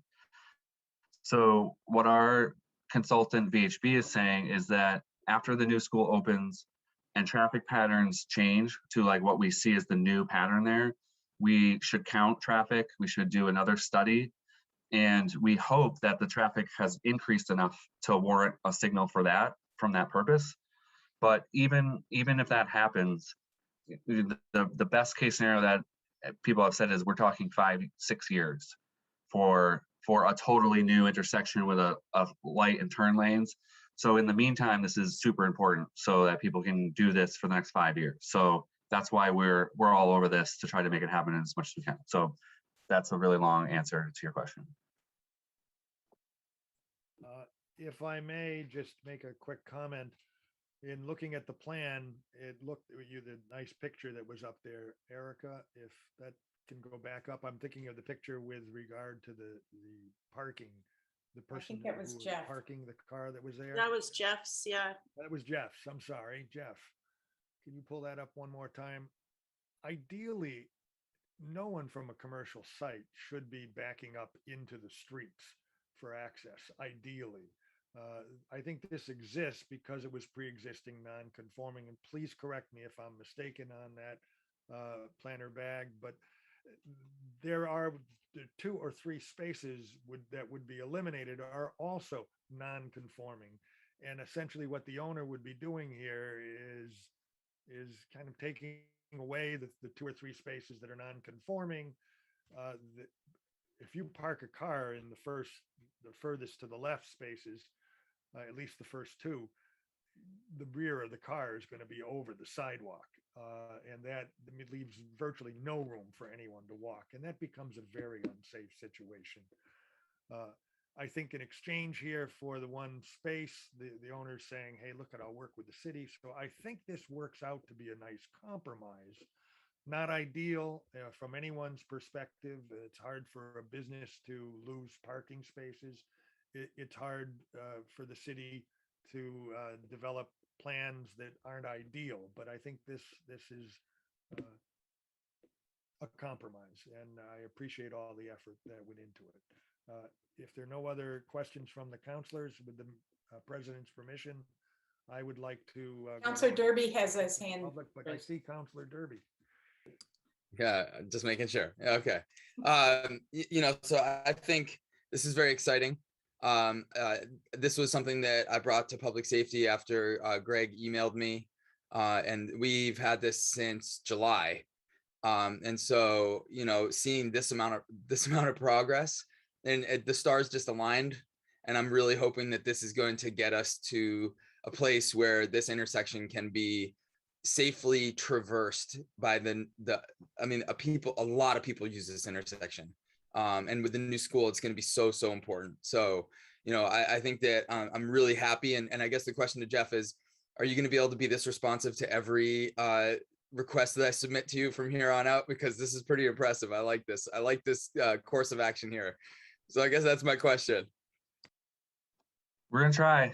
It's a lot. I'm happy to have worked on this. I think it was the stars aligning is really the thing that happened, is like, the realization that while that contractor's out there, we could try to get this done, the momentum. But, I've heard people say recently, like they would just come in and fix all the sidewalks, and, it's just not realistic. This has been weeks of time to try to kind of line this up. And I'm fearful a little bit that we might not get this till spring, but during the committee meeting on Monday, I was getting texts, updates. And today, the good news was that the contractor started ordering curb for the corner. And so that's really the make or break point, is if they can get enough curbing in so that they can pave in a week. So we're really up against the clock. But yeah, Councilor Derby, I appreciate that. I think we are trying. And it's funding. Funding is really the important thing. Once we have that, we can kind of start to make some stuff happen. Great. Madam President, may I have permission to engage the public? Yes, absolutely. Go for it. Well, actually, hold on. we're not engaging the public. This isn't a public hearing, but if there are if there are people that are going to be adding to the discussion from a professional perspective, then that's great. But I don't want to have a back and forth because this is not a public hearing per se. Did you have some folks that you wanted to, from the public that you wanted to speak on this? I mean, you can, but just so we understand, this isn't a full-blown. I believe Planner Bag had said Okay. that a few members would like to say a few words. Okay. I think they limit themselves to a minute or two. I would. Who are they? Who's going to speak? Raise your hands, please. Okay, Joni, go ahead. There you go. Hi, thank you for letting me have a few minutes. I appreciate it, or a minute. And thank you to Planner Bag for working so diligently on this. I really appreciate it. So I've been a resident here on Paul Street for the past going on 8 years. And before that, I lived in Town Crier. So I'm very familiar with this intersection from a couple different directions. And I have a son who isn't currently in first grade and will be starting second grade at Mountain View School. And as an adult who is perfectly capable to cross the street safely, I am always very nervous crossing this intersection. I think the most nerve-wracking thing is, and frustrating, I stand there and watch 6 or 7, 8 cars go by while I'm waiting to cross the street. And there was one occasion where a car stopped going southbound to let me cross the street, and another car passed it on the right side and cut in front of me and didn't see me. So if I were a child and I saw a car stop, I would think I could cross. And I don't want to think what would happen. So we also have a lot of older folks in the condominiums here and in our neighborhood. But right now we have 16 kids in my part of the neighborhood who will be attending Mountain View School. And I want to make sure, especially as we're considering moving toward greener options, that these kids can ride their bikes to school or walk their bikes to school safely. And we have a bike path right there. And so I want to make sure that we can all access that in a safe way. And even though there's a sign that says dangerous intersection, we don't want it to be a fatal intersection. And the only thing I would say, I appreciate Councilor Rist and Planner Bag for addressing the streetlight situation. I know as a resident, the only time I drive to that intersection is when I take a right and go southbound on Route 10. And all my neighbors, I'm going to give you about 15 more seconds. Sure. All my neighbors do the same. So I would just ask, when we do get to the point where we're looking at that intersection, I don't know if there's a way to also look at a survey of how people use, because I go way around and go to different routes. Thanks, Joni.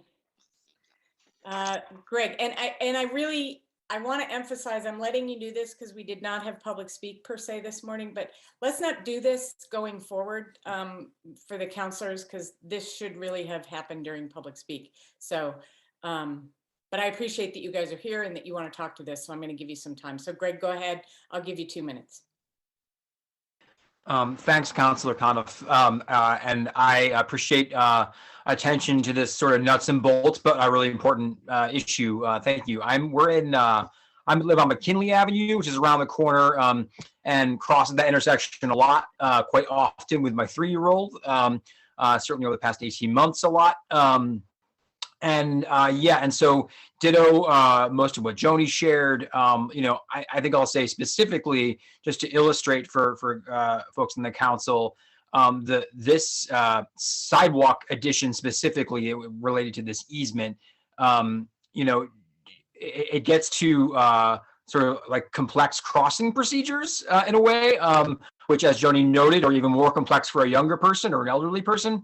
And specifically both for drivers and pedestrians, it's complex because you're watching traffic on South and also Main Street.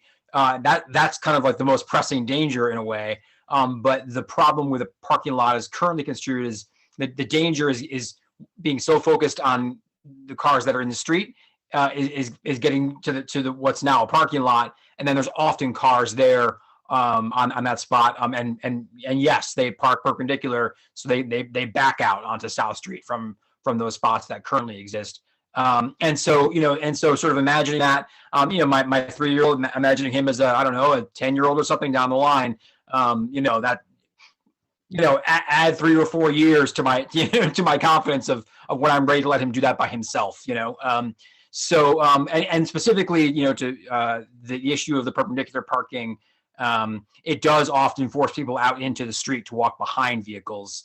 So you have to walk out onto South Street or squeeze between the vehicles and the building, which isn't always possible. So yeah, just sort of for purposes of sane parenting, I hope we can pull this off, and I really appreciate, frankly, the really nimble work here on behalf of staff to engage a property owner and jump through a bunch of hoops. I really appreciate that a great deal. Thank you. Thank you, Greg. Okay, I don't really want to engage in any further discussion on this. So if you guys want to go ahead and make a motion one way or the other. I would move to authorize the mayor to negotiate and author an easement agreement with, and authorize an, let me start that again. Motion, I would move to authorize the mayor to negotiate and authorize an easement agreement with the owner of 334 Main Street, College Highway Variety, for the purpose of constructing a new ADA compliant sidewalk. I will say, Second. will say that I appreciate the owners being involved here and giving us. JP, we can't keep going on like this. So you've made a motion. We have a second. Now, if anyone has any comments. I do. Okay, go ahead, Dean. I have to say, I don't find it acceptable that we can't get a street light. They have a light down at Williston. It's just a crosswalk light that stops traffic so that their students can cross Main Street. It's not acceptable to me that we have to wait until there's a serious tragedy at that intersection before we get a light. All of this is scaring me. Joni's comments and Greg's comments scared the hell out of me.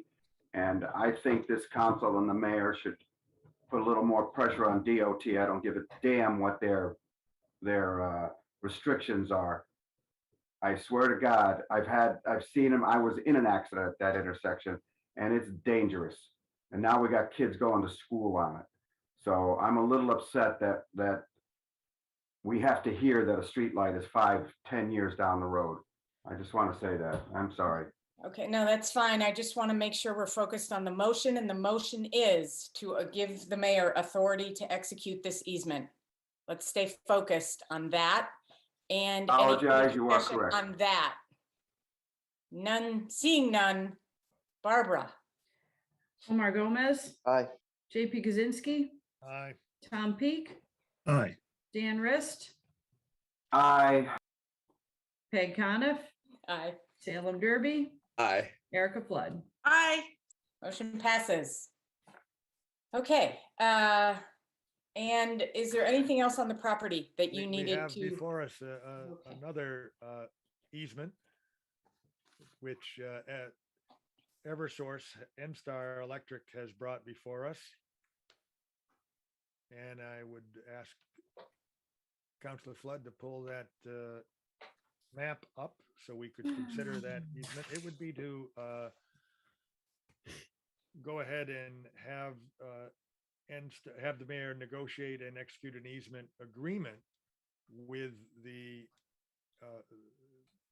N-Star Electric Company for the purposes of putting in an electric utility line to support the cellular tower at 32 Payson Avenue.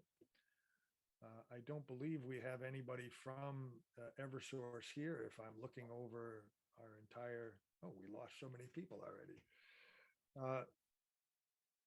But I think if you could pull the map up and maybe focus on a little bit more where the line's coming in, you'll see that the area is aside of the public safety complex, and between the public safety complex and the bike path. I think if you could run a mouse over the bike path, that may become, oh, okay. I think you can see it at the left-hand side of the map. And the colored area or highlighted area is the proposed easement. We have discussed with both chiefs, the fire department and the police department, that they are on board with this easement. It doesn't interfere with them in any way. So I think we've covered those bases very well. I'm prepared to move this forward if there aren't any questions from counselors. Seeing none, go ahead. Seeing none, I would move to authorize the mayor to negotiate and execute an easement agreement with NStar Electric Company doing business as Eversource across the property on 32 Payson Avenue, as shown as the map included in the October 6th City Council packet.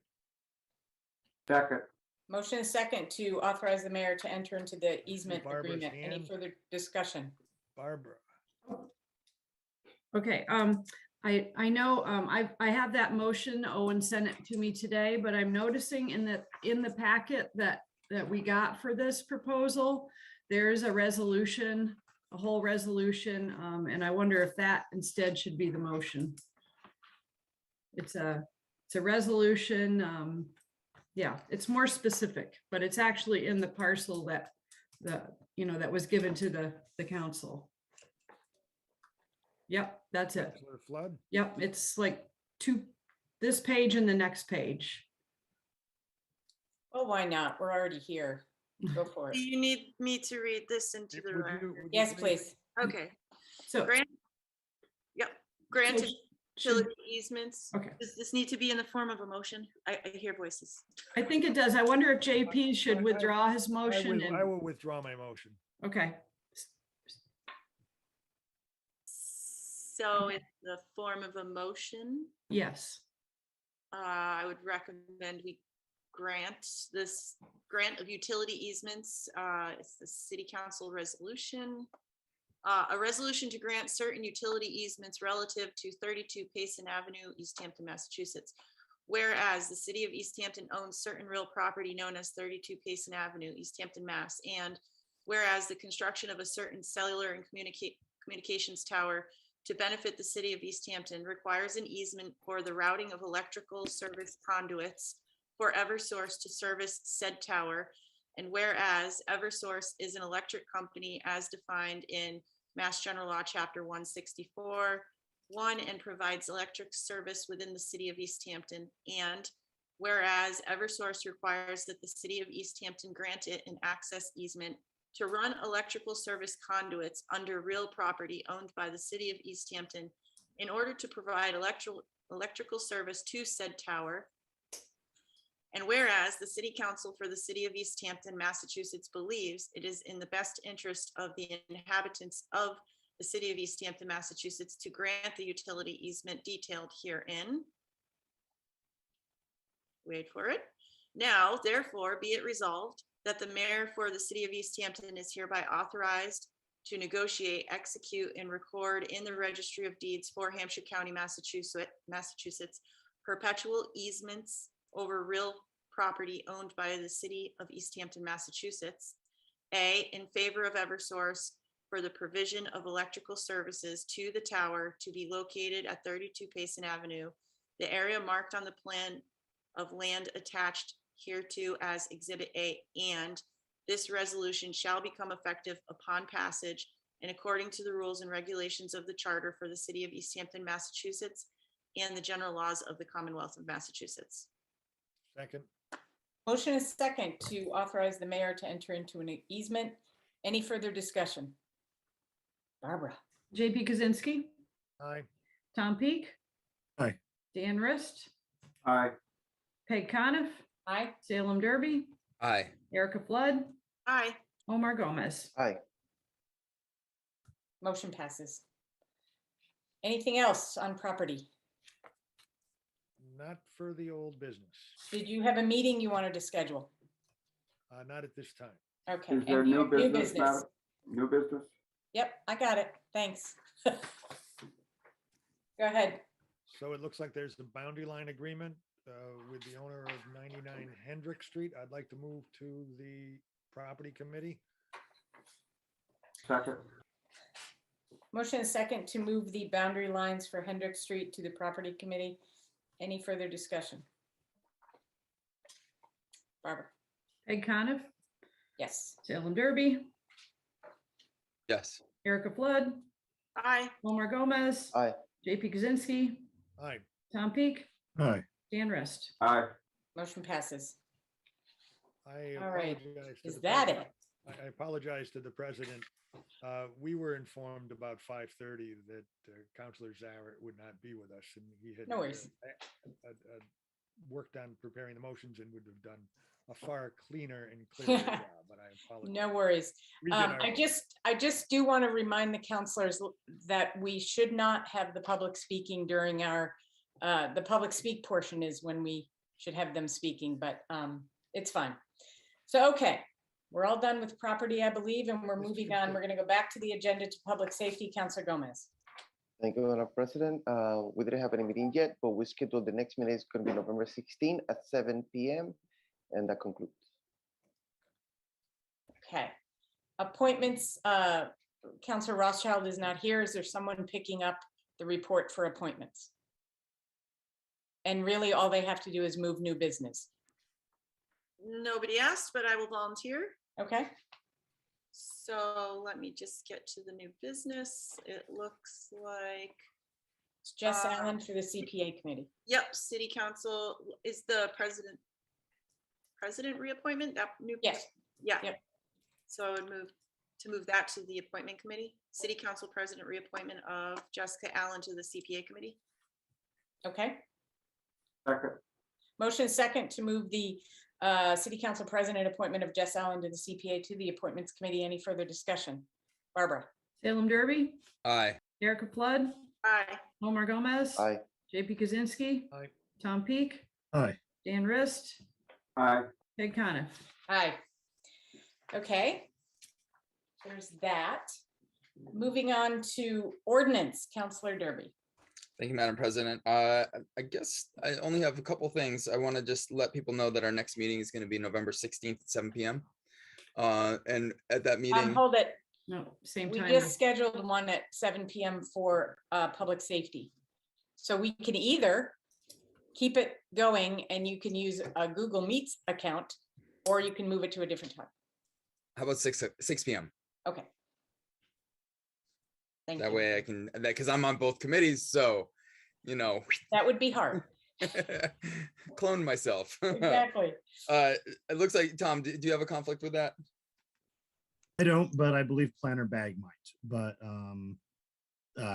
yeah.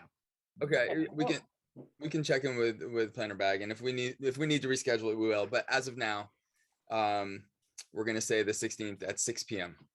Okay. And I thought I moved at our last meeting the plastics piece for a public hearing, but just to be safe, I will remove that to for a public hearing on the 17th at 6:15 in these chambers. Any seconds? Second. Motion is second to establish a public hearing for the plastics ordinance. Any further discussion, Barbara? Erica Flood, Omar Gomez. Aye. JP Kaczynski, Aye. Tom Peak, Aye. Dan Rist, Aye. Peg Coniff, Aye. Salem Derby. Aye. Erica is not. Aye, I'm an aye, Okay. sorry. Okay, sorry. Okay. Okay, and I believe we might have a piece of new business, which is, but I just want, I guess, maybe a quick clarification. I was under the impression that landowners weren't able to submit. Oh, okay, maybe Barbara has. Yep, chapter 48, one of the groups that is able to request a zone change is a property owner whose land would be affected by the zone. So, Okay. and this would go in with your 40R discussion. Okay. But Okay. yes. So yeah, because that's it not does- something we typically see, but Yep, I just wanted to make but sure. It is allowed. Okay, and so I would like to move that request from a landowner to change the underlying zoning at, I believe it's Groveland Street to ordinance. Second. Motion is second to move the property request to rezone Groveland Street to ordinance. Any further discussion? Barbara? Omar Gomez. Aye. JP Kaczynski. Aye. Tom Peak. Aye. Dan Rist. Aye. Peg Coniff. Aye. Salem Derby, Aye. Erica Flood. Aye. Motion passes. Okay, and unless you tell me otherwise, that concludes. Thank you, Counselor Derby. Welcome. Rules and Government Relations, Counselor Peak. No report, Madam President. What? We didn't meet That- and that we took don't so have any. much time. What's that? That took so much time. Yeah, I know. I can Do you slow have that anything- down if you want. Do you have anything on ranked choice voting? No, we're gonna meet in, I think, a couple days. Next Tuesday. the Next 9th. Tuesday. Cool. To go over what happened and what worked and what we need to maybe brush up on. So if anyone has any thoughts, feel free to come to that. Okay. Dan Rist, I see your hand is being Counselor raised. Rist. Barbara was concerned about the speed at which the scanning occurred in the new machines. I must say, Barbara, it didn't bother me. I thought it worked well, and it's also because of your organization. I just wanted to make that comment. I thought it was Okay. great. Okay, that can be discussed in ranked choice voting committee. All right, anything else? Counselor Peak. Nope, that's it. Okay. Any, Omar. Omar? At what time is the meeting? Say Tuesday, but 6 didn't say what 6 time. PM. Thank you. 6 PM. Any comments on the, or any report from senior tax work off? No report, Madam President. All right. I believe we have done old business, pending business, new business. I will take a motion to adjourn. Motion So to moved. adjourn. Second. Wow, that's a lot of enthusiasm. Okay, Barbara? JP Kaczynski, Aye. Tom Peak, Aye. Dan Rist, Aye. Peg Coniff, Yes. Salem Derby, Aye. Erica Flood, Aye. Omar Gomez. Aye. All right, have a great night, everyone. Thank you. Good night, everybody. Stay Bye-bye. safe.